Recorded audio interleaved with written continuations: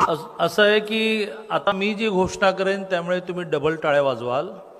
जूनपासून महाराष्ट्रातल्या एकाही मुलीला मेडिकल, इंजिनिअरिंग, लॉ, MBA सहित कुठल्याही कोर्सला 1 रुपयाही फी भरावी लागणार नाही.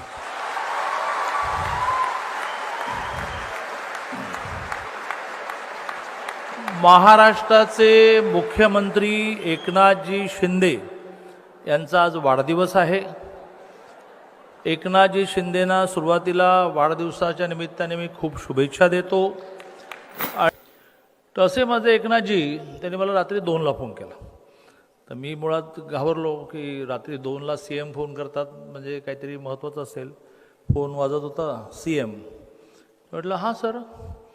ते म्हणाले की दादा आत्ताच परभणीला एका मुलीने आत्महत्या केली आहे आणि चिठ्ठी सापडली की ज्या चिठ्ठीत ती असं लिहिते आहे की सरकार माझी 8 लाखापेक्षा कमी उत्पन्न असणाऱ्यांची निम्मी फी भरते मेडिकल इंजिनिअरिंग सहित, अगदी डीम युनिव्हर्सिटी सहित.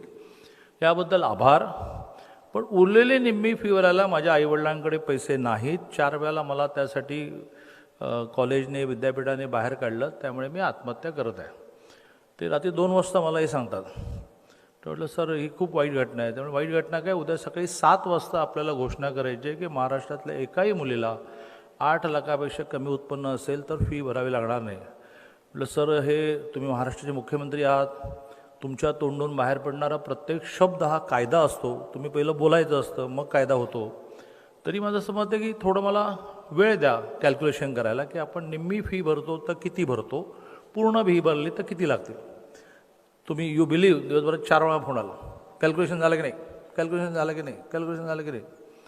आणि मग मी त्यांना कॅल्क्युलेशन सांगितलं आणि त्यांनी ऑन स्पॉट निर्णय दिला की दादा, मी त्यांना 2 भाग सांगितले. मराठा आंदोलन खूप जोरात चालले. म्हटलं मराठा समाजातल्या मुलींची निम्मी फी भरतो ती पूर्ण भरली तर 300 कोटी लागतील आणि सगळ्या मुलींची भरली, जात धर्म पंथ भाषा काही नाही, सगळ्यांची भरायची तर अजून 700 कोटी लागतील. आता 1000 कोटी ही तशी छोटी अमाऊंट नाही, पण ते म्हटलं डन, फाईल मूव्ह करा.